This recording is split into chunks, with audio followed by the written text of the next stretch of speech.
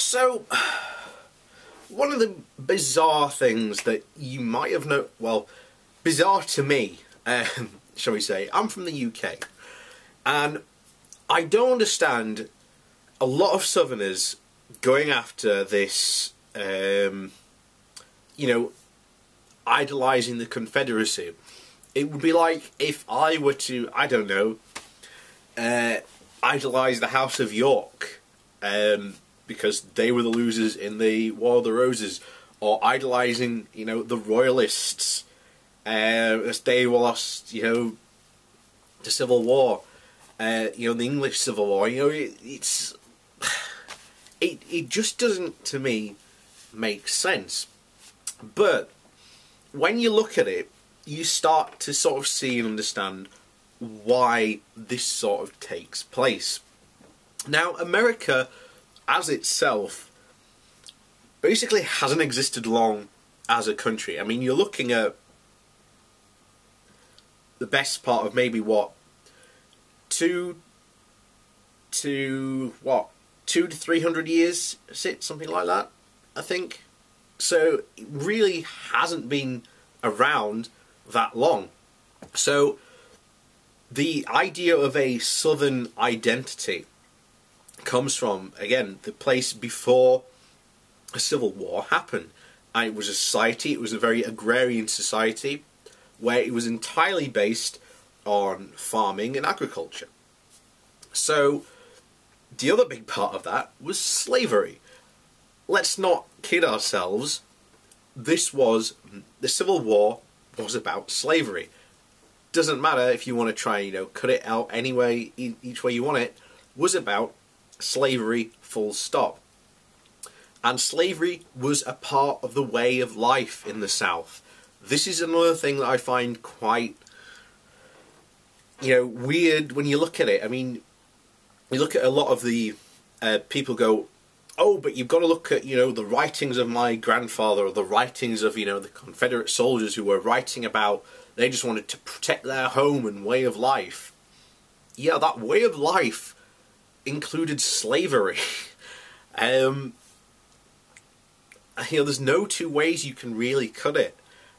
You look at the writings of the people who led the Confederacy, in particular, the Vice President, and he was very adamant that the whole Civil War was about going to protect the institution of slavery. The first state to secede, South Carolina, did it to protect slavery. They thought this slavery was going to go, so they went to protect it. And this comes into what we call the lost cause myth. So the idea of the lost cause is that the South was never going to win. It was in the cards right from the beginning, but the whole idea was that it was, they did better than anyone ever thought they could. These volunteer soldiers rose up and managed to defeat fully professionally trained armies of the Union, and gave them a bloody nose. And this is whole thing of the South shall rise again type nonsense, because what it is essentially a threat. After the Civil War, in fact, I really recommend, there's a really good documentary and a really good book called Aftermath of the American Civil War. And one of the things that it gets to is that while the North won the Civil War, the South won the battle for Reconstruction. You look at all the stuff that happened sort of afterwards, you had constant uprisings, massive, Ku Klux Klans, people going around, just killing, indiscriminately, and getting away with it. Because they were the South, and at the time there was this bit of a, light touch going on, certainly by the then president. I can't remember his name, but it was Lincoln's vice president. Can't remember his name now. But he ended up getting impeached. So it's a very interesting documentary. I highly recommend it. Go watch it for yourself, and you'll see, why that happened. Why that, because they make a very good case, certainly as to why the South did win it. So certainly better than I could. It's about 45-minute documentary, so it goes very, it's not in depth, certainly not in depth as the book, which do I have it? No, unfortunately not around me. But yeah, and if you like, the documentary, I'd go read the book. Again, goes even more in depth into it. So back to the whole lost cause myth, and you can see this even back at the time.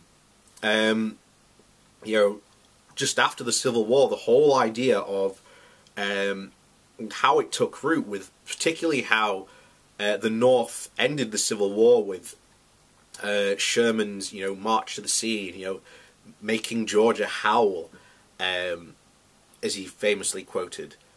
You can see how the lost cause myth and the myth of the Confederacy soldiers were just, out to defend their homes.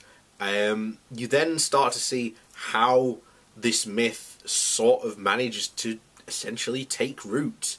But that's all it is. It's a myth. The idea of the lost cause is, quite frankly, a really troubling one. And I think the whole idea was really to try and foment another Southern Revolution later down the pipeline, but I don't think they really succeeded in doing that. But certainly throughout the construction period, you can see countless, uprisings by, former Confederate soldiers and people who are high up in the general. I mean, Nathan Bedford Forrest, a leading, Confederate general, was the leader of the Ku Klux Klan. So you can easily see why this myth has started, but why it's perpetuated for so long.